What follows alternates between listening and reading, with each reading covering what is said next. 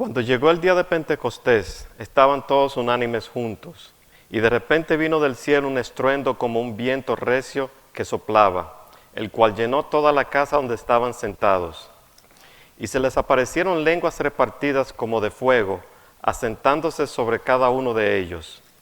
Y fueron todos llenos del Espíritu Santo y comenzaron a hablar en otras lenguas, según el Espíritu le daba que hablasen. Moraban entonces en Jerusalén judíos, varones piadosos de todas las naciones bajo el cielo. Y hecho este estruendo, se juntó la multitud, y estaban confusos, porque cada uno les oía hablar en su propia lengua. Y estaban atónitos y maravillados, diciendo: mirad, ¿no son galileos todos estos que hablan? ¿Cómo pues les oímos nosotros hablar cada uno en nuestra lengua en la que hemos nacido? Partos, medos, elamitas, y los que habitamos en Mesopotamia, en Judea, en Capodacia, en el Ponto y en Asia, en Frigia, en Panfilia, en Egipto y en las regiones del África más allá de Cirineo, y romanos aquí residentes, tanto judíos como prosélitos, cretenses y árabes. Les oímos hablar en nuestras lenguas las maravillas de Dios. Y estaban todos atónitos y perplejos, diciéndose unos a otros: ¿qué quiere decir esto? Mas otros, burlándose, decían: estos están llenos de mosto. Entonces Pedro, poniéndose en pie con los 11, alzó la voz y le habló diciendo: varones judíos y todos los que habitáis en Jerusalén, esto sea notorio y oíd mis palabras, porque estos no están ebrios como vosotros suponéis, pues que es la hora tercera del día. Mas esto es lo dicho por el profeta Joel. Y en los posteros días, dice Dios, derramaré de mi espíritu sobre toda carne, y vuestros hijos y vuestras hijas profetizarán, y vuestros jóvenes verán visiones, y vuestros ancianos soñarán sueños. Y de cierto sobre mis siervos y sobre mis siervas en aquellos días derramaré de mi espíritu y profetizarán. Y daré prodigios arriba en el cielo y señales abajo en la tierra, sangre y fuego y vapor de humo. Y el sol se convertirá en tinieblas y la luna en sangre, antes que venga el día del Señor, grande y manifiesto. Y todo aquel que invocara el nombre del Señor será salvo. Amén. Vamos a orar, hermanos, pidiéndole al Señor su instrucción y su guía antes de iniciar nuestra reflexión del día de hoy. Oremos. Nuestros hermanos y hermanas han exaltado y seguirán exaltando en Pentecostés desde hace 2000 años antes. Y esto lo hacemos, Señor, no por ideología, cultura o teología, sino porque tú has sido el mismo Espíritu de siempre. Gracias, Señor, por seguir llenándonos con tu Espíritu, soplando las palabras de las Escrituras directamente a nuestro entendimiento y corazón. Y ahora, que las palabras de mi boca y las meditaciones de todos nuestros corazones sean aceptables a tu vista, oh Señor, nuestra roca y nuestro Redentor. Eres grande. Amén.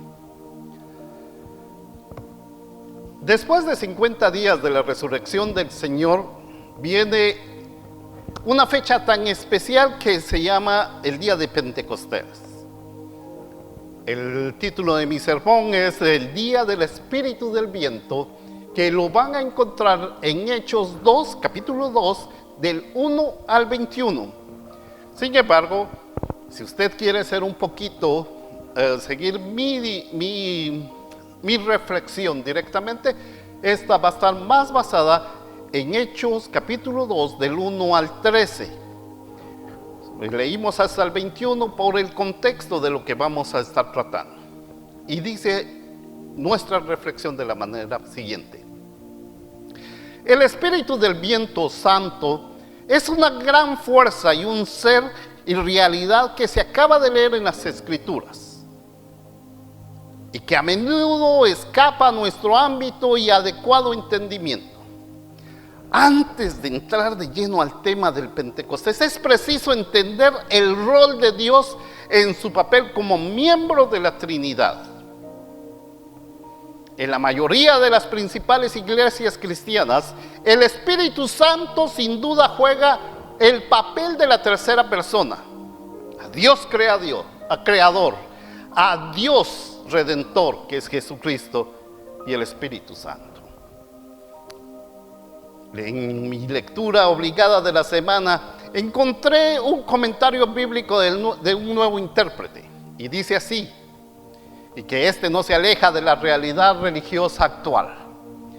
La iglesia siempre ha tendido hacia el vitarismo. ¿Qué significa eso? Adorar solo al Padre y al Hijo, mientras se considera al Espíritu como un miembro marginal de la Trinidad. Con ello, la iglesia en general está bloqueando el verdadero potencial espiritual de nuestra guía, que es el Espíritu Santo. En esa realidad que genera nuestros problemas, porque se incrementa una pérdida de relación con nuestro Dios, ya que consideramos a Dios lejos y muy lejos por ello. Nos mantenemos viendo al cielo y escuchando trompetas del cielo, pensando que Dios Redentor algún día volverá. Lo lamentable es que no es solamente nuestra congregación, o la iglesia bautista, o presbiteriana, pentecostal. No me refiero a iglesia católica, no. Me estoy refiriendo a la iglesia católica universal, o sea, a todas las iglesias. Y le estamos viendo que nuestra iglesia no recita ningún credo con más frecuencia que el credo apostólico, el cual comienza: creo en Dios, el Padre Todopoderoso. Y describe lo que el Padre Todopoderoso hace. Continúa: creo en Jesucristo, su único Hijo, nuestro Señor. Esa declaración identifica otro papel de Dios creador, ahora como el Padre que le da al Hijo, y sigue con una descripción significativa de quién es Dios, el Hijo, y lo que hace. Entonces el credo continúa: creo en el Espíritu Santo. Momento, decimos que creemos en el Espíritu Santo. ¿Qué del Espíritu Santo? Nada. El credo no dice absolutamente nada acerca de quién es o qué es el Espíritu Santo.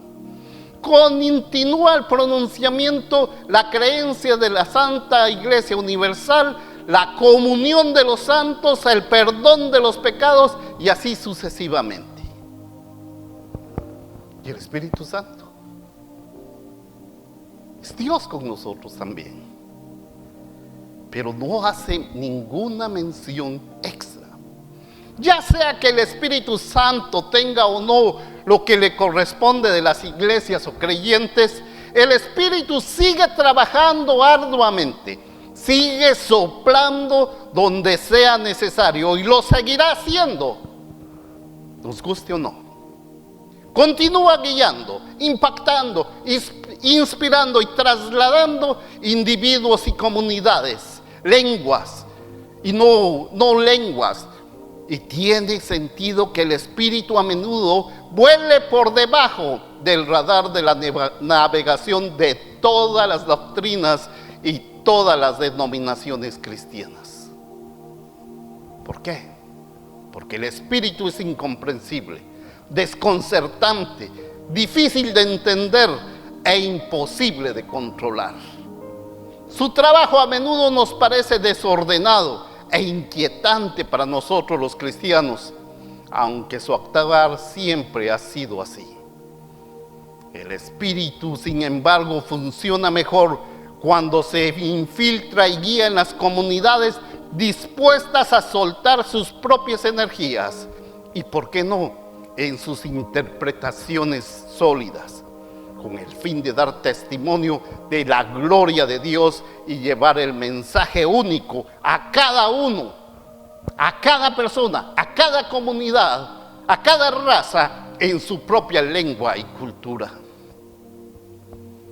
Hoy domingo de Pentecostés, reconocemos aquel día de hace 2000 años, cuando de repente desde el cielo vino un sonido como la fiebre de un viento recio violento, y llenó toda la casa donde estaban sentados todos los discípulos y personas amigas, y les repartía lenguas, o dividió grupos con lenguas como de fuego, y aparecieron entre ellos y llenos del Espíritu Santo, y comenzaron a hablar en otros idiomas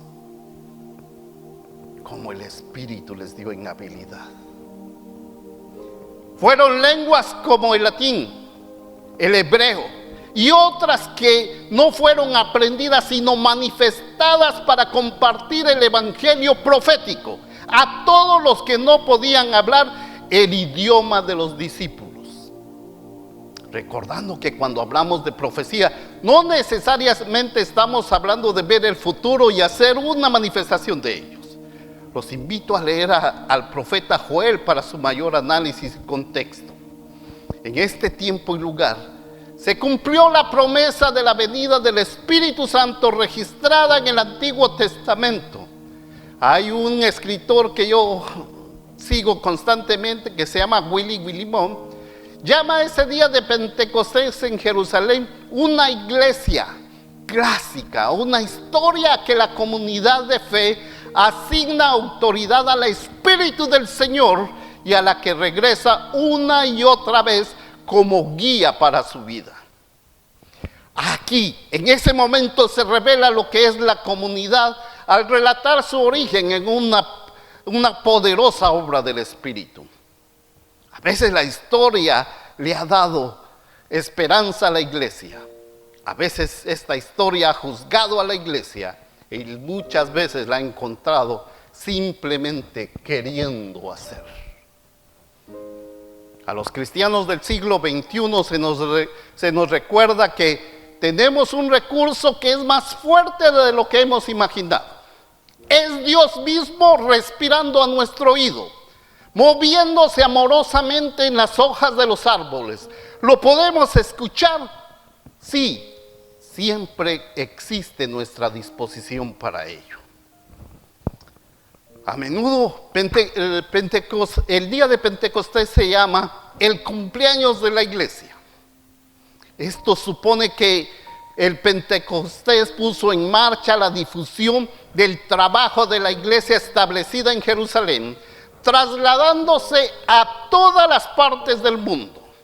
Esta debería de ser la celebración mayor que debemos tener todos nosotros los que nos llamamos cristianos. Sin embargo, muchos perdemos el barco el domingo de Pentecostés. Uno de los detalles previos a la venida del Espíritu es que todos estaban reunidos como familia, gozosos, bromeando, llenándose del Espíritu. Pareciera ser que esta es una de las condiciones básicas que debe de tener nuestro cristianismo y nuestra comunidad para gozar efectivamente de la llenura del Espíritu Santo. No es una sola condición personal entre Dios y yo, sino es una condición también comunitaria entre nosotros y Dios. Entonces esta debe ser la tendencia principal de celebrar Pentecostés, como el cumpleaños de la iglesia, mirando hacia atrás en el evento a través de los ojos de la nostalgia. Cuidado, la adoración puede tratar de recrear lo que sucedió hace 2000 años y elevarlo ceremoniosamente como una fecha importante en el pasado que la iglesia atesora y debe ser el modelo en el presente. Entonces la pregunta obvia es, ¿cómo deben las iglesias de reconocer este día de Pentecostés? La adoración del Pentecostés consiste en testificar lo que el Espíritu está haciendo ahora y regresar a proclamar el mensaje profético del mismo profeta Joel de el mismo profeta Amós, el mismo profeta que inició desde el Éxodo. El Pentecostés hace 2000 años es un testimonio de cómo el Espíritu trabajó milagrosamente entre un grupo multicultural en ese momento y lugar. Y lo que corresponde a la iglesia es reconocer es que el mismo Espíritu que hizo que eso sucediera todavía está funcionando en la misma manera y fuerza hoy. No es el Señor que ha perdido su fuerza, es su comunidad que ha perdido la capacidad de interpretar el grado de adoración. ¿Qué sucedió entonces después de que el Espíritu descendió? Los apóstoles partieron y sacaron a la iglesia de la comodidad, de esas bancas lindas, suaves o lugares especiales en las casas, hacia los confines de Jerusalén, y predicaron las nuevas noticias en todo el mundo mediterráneo. Lo que descubrieron fue cuando la seguridad de la iglesia organizada estaba lejos, tenían que confiar ¿en quién? En el Espíritu de Dios moviéndose sobre cada uno de ellos. Cuando predicaron las buenas noticias en Antioquía o en Roma, confiaron en el Espíritu para interpretar el mensaje en los contextos del mundo no judío. Primera vez en la historia, sin experiencia, sin conocimiento, sin cultura, sin lengua. Pentecostés mostró que la buena noticia del amor y el perdón y la compasión de Dios es traducible a todas las personas y culturas. Cuando Pedro comenzó a predicar lo que algunos llaman el primer sermón de la iglesia, e interpretando el evento de Pentecostés, cita el libro de Joel, que predijo la venida del Espíritu y encapsula el Espíritu inclusivo de Dios. No solo para los judíos, ahora el mensaje es multicultural. Pensemos un momento, que en una sociedad altamente controlada y dominada por hombres, el profeta Joel destaca cómo el Espíritu de Dios caerá sobre toda carne, y esto incluye, imaginemos aquí 1000 años atrás, o 2000 o 3000 años atrás, incluye hombres y mujeres en una sociedad puramente machista, jóvenes y viejos, esclavos y libres. ¿Cómo puede ser que la iglesia de hoy pase a menudo en blanco este espíritu de Pentecostés? Cuando una iglesia o una denominación opera con rigidez, no queda espacio para el espíritu. Cuando el dogma, la tradición, el sistema de la iglesia se vuelve inflexible, entonces, hermanos y amigos, no queda espacio para que el Espíritu sople o se mueva entre su congregación. Por eso se ha dicho, la tradición no está atendiendo las llamas del Espíritu. Posiblemente nos hemos desviado a adorar las cenizas de ese fuego de Pentecostés. Ahora no estoy hablando del movimiento pentecostal del último centenario. Estoy hablando de la manifestación con objetivo y causa del Espíritu Santo en los siervos para predicar y profetizar las buenas nuevas que el Señor tiene para nosotros. Esto lo soporto con acciones que pueden ser evaluadas. Por ejemplo, cuando los apóstoles se alejaron del centro de la tradición religiosa de su época y confiaron en el Espíritu, vieron más allá de las fronteras de la tradición. Descubrieron que los no circuncidados podrían convertirse en cristianos y que aquellos que no seguían los hábitos alimenticios religiosos de su época también podrían ser convertidos en cristianos igualmente. Además, aquel sector de personas que estaban totalmente aisladas de la sociedad, fueron incluidos, como el caso de un eunuco etíope de otra nación se convierte al cristianismo. Los cristianos vieron que sus mundos eran abiertos de nuevas interpretaciones y realidades. Y el Espíritu Santo se convierte en un guía adecuado para la iglesia en Jerusalén, iluminando la verdad difícil de tragar, que cuando la iglesia organizada está sirviendo al Señor, exprime al Espíritu Santo. Lo que debemos entonces reflexionar es, o lo que quiero decir, es que el Espíritu encuentra otros lugares para trabajar hasta que la iglesia organizada ve el error de sus caminos y lo deja volver a entrar y a ser guía de su congregación. Un destacado autor cristiano bromeó recientemente que si una iglesia quiere prosperar en el siglo XXI, no debe de parecerse ni al del siglo XX ni al XIX. Deberá parecerse más a las iglesias primitivas del siglo I. Para que las iglesias sigan siendo vitales, es posible que ya no descansen en sus laureles de privilegios que tienen en la sociedad, así como en los gobiernos corruptos y en pensamientos absurdos e irracionales. Los discípulos y apóstoles de hoy están llamados a escuchar para ir ¿a dónde? Donde el Espíritu sopla dentro de nuestra comunidad y el mundo. Esta congregación tiene mucho que celebrar en su pasado y nuestra tradición es la que hay que contemplar. Pero el Espíritu de Dios claramente ha tenido otros planes para esta comunidad. Me sorprende la frecuencia con la que, por una fe profunda, los miembros y amigos de la iglesia están dispuestos a poner los pies en la tierra y empezar a moverse al frente. Nuestra apertura al Espíritu Santo ha cambiado de una relación considerada espiritual, haciendo el espíritu comunitario que nos lleve a un nuevo rumbo, que nos alinea con la típica dirección principal.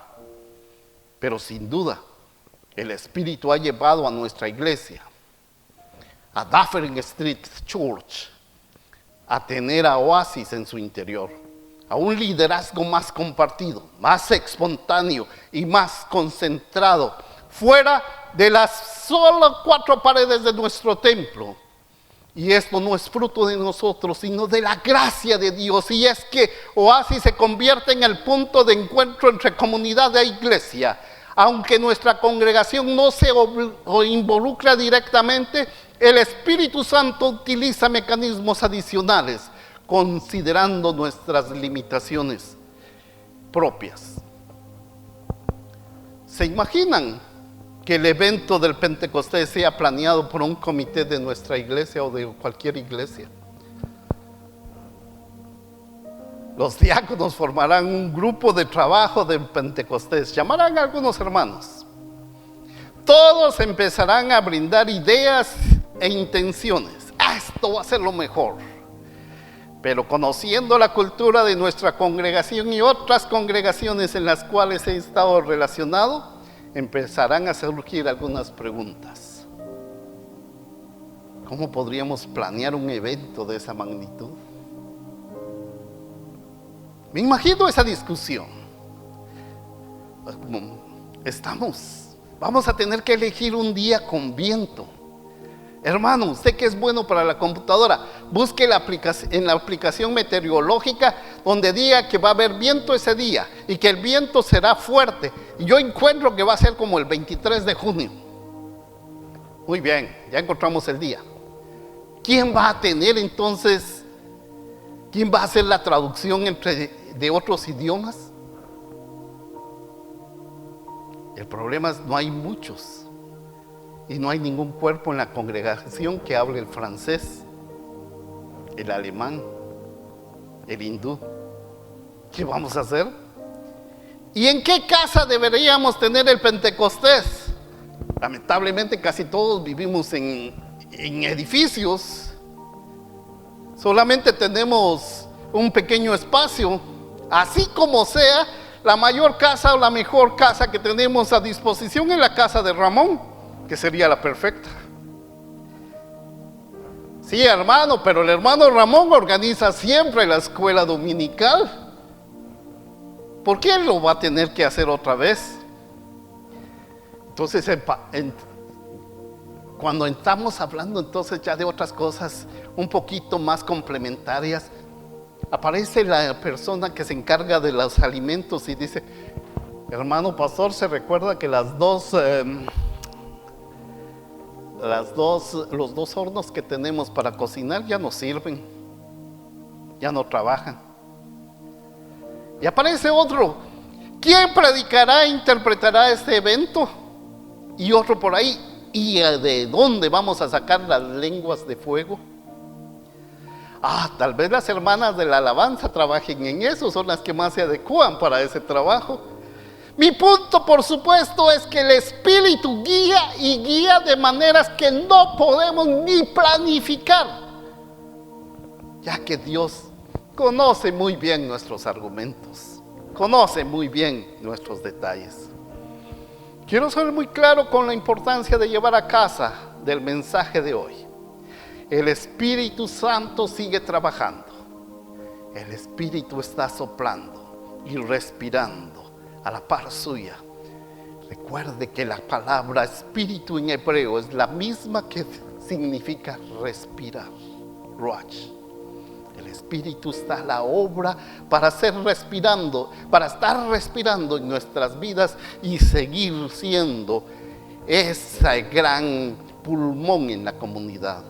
Hoy más que nunca necesitamos como familia que permitamos que funcione en nuestras vidas, que dejemos que estile nuestros caminos y confianza a medida que nos lleve en direcciones que nunca podríamos haber planificado e imaginado. Las lenguas ardientes del Pentecostés han dejado desde entonces cenizas 2000 años antes. Nuestras oraciones a Dios Todopoderoso deben situarse en que no permita que adoremos nostálgicamente a las cenizas, sino ser seguidores de esas llamas de fuego.